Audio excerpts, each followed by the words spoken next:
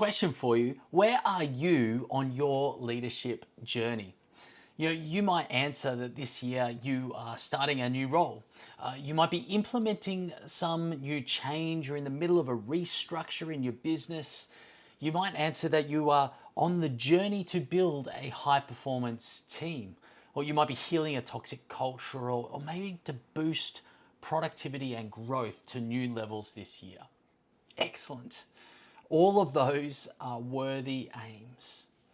And at the same time, I'd encourage you to look a little bit deeper. I'm currently rereading this book here, Falling Upward by Richard Rohr. And last week, there was a sentence that jumped out from the page and it slapped me around the head a little bit, took up residence inside. It's made itself quite comfortable there because it can't get out of my head. That sentence is this: most people confuse their life situation with their actual life, which is an underlying flow between everyday events. Not only did this spark some serious reflection in my own life, but I got to thinking how this is true of leadership as well. Too many leaders get focused on navigating the immediate circumstance right before them. They lose sight of the underlying flow of between the events that they face, the broader leadership journey that their teams and their organizations are on. They solve one problem and then move straight on to the next. They hire one person only to fire another. They make one decision, cross it off their list, only for another to appear. This short-sightedness, it may see results this quarter. It may produce a feeling of progress and getting things done in the short term, but it leaves a leader in danger of feeling like they're on a treadmill. Lots of effort, but going nowhere. They're moving. If they are moving, they're in danger of finding themselves at the top of this proverbial ladder and discovering it was against the wrong wall. That they have in fact traveled far, but in the wrong direction. There can be immense benefit to mapping out one's journey.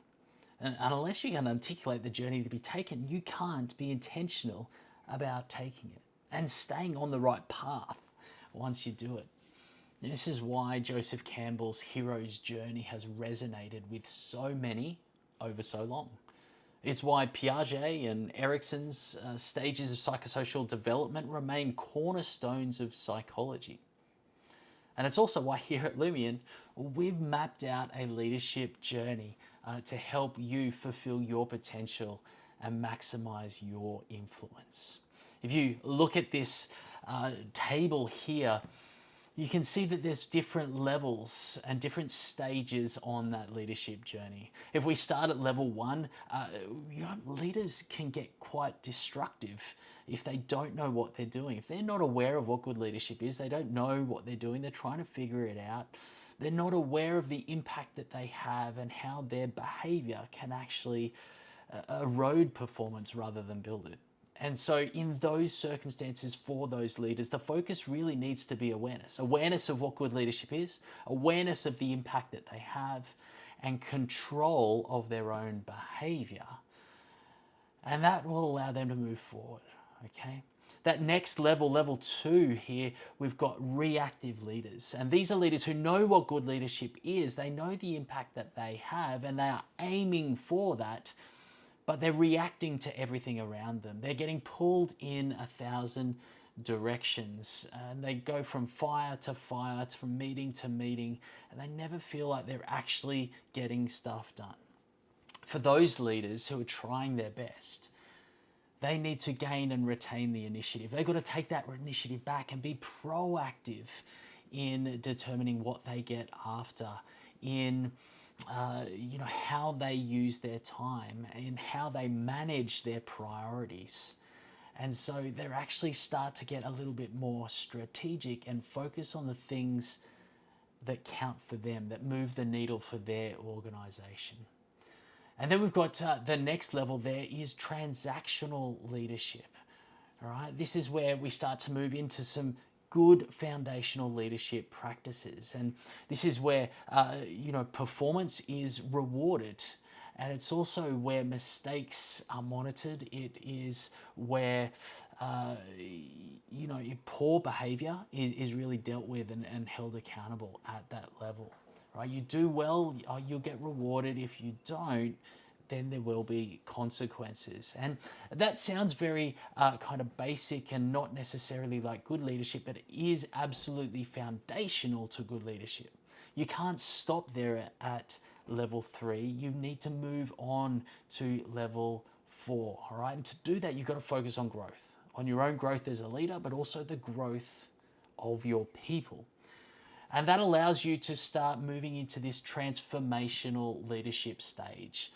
That is where you lead in a way that transforms people into better versions of themselves. You are developing people and capability, not just achieving results. And once you start doing that, the focus then needs to be equipping other people, equipping your team, equipping future leaders within the organization. And this is where you start to build organic leadership pipelines and layers of leaders across your organization. And that once you start doing that, that's when you move into this aspirational 5th level, this luminary leader, where your focus is on where do I have the most impact. All right, it's at this level we maximize our level of confidence, which is so often seen as the currency of leadership. If you're not confident, people won't follow you. And you can see that as we move through the levels, your level of confidence rises, but so does your performance factor. And it's at this highest level where you are influencing across the organization, not just in your team, and you are really leading leaders and developing leaders. That's where you have the maximum level of impact. And so that's kind of the journey that we hope to take all leaders on. It's a journey that you can take as well. And my question is, what's holding you back? There's another idea from Richard Rohr, and that's that many of us cannot move ahead because we have not completed the first task or stage. We haven't learned from the last one. If you are only focused on the circumstances right before you, you may fail to learn the broader leadership lesson that matures you as a leader. You may miss those insights that develop your leadership wisdom. And sadly, if you don't learn those, well, then you are doomed to repeat those same lessons until you do. I know numerous leaders who change their teams, their jobs, even their industry, but they still find that the same challenges keep following them. Is it bad luck? Hardly. Right? They are the common denominator. The company may be different, the team may be new, the scenario have its own specifics. But if you don't learn the leadership lessons that you need to on your journey, you find yourself in some form of arrested development. My first business coach, well, he referred to this as being stuck circling the mountain rather than climbing it. And maybe I was thinking maybe a more apt metaphor is wearing a harness, but it's attached to a bungee cord.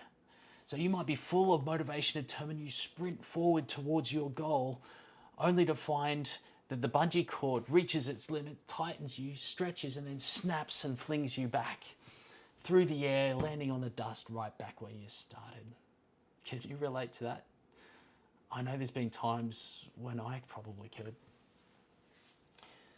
But if you face your current circumstance with your greater leadership journey in mind, you can look for the lessons that you need to learn. You can use the current scenarios to master those lessons. And in so doing, I guarantee you'll find the ideal path to navigate the situation that's before you.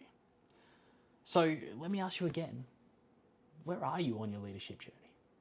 What is the lesson that you need to learn to keep growing, to performing, to keep moving forward as a leader? Is it some basic ones? Leadership is more about people doing what they're told. Leadership is more about people getting people to do things. Leadership is not about you. Is it about, hey, I need to spend more time growing and developing my people? Do you need to learn to listen to others and their ideas rather than always promoting your own? Do you need to learn that it's more influential to improve your team's ideas rather than just implement your own? Do any of these strike a chord? Maybe. If you're honest, you might need to learn to control your behavior or manage pressure a little bit better. Maybe just learn to accept responsibility and accountability a little bit more. Maybe it's something completely different. But in leadership and in life, you are always on a journey. You never arrive. You are always still learning. So I'd encourage you, have a think about what is the leadership level that you're currently on? Where are you on your journey? And what is the leadership lesson that is going to propel you forward in 2026 rather than fling you back if you fail to master it? Until next time, lead well.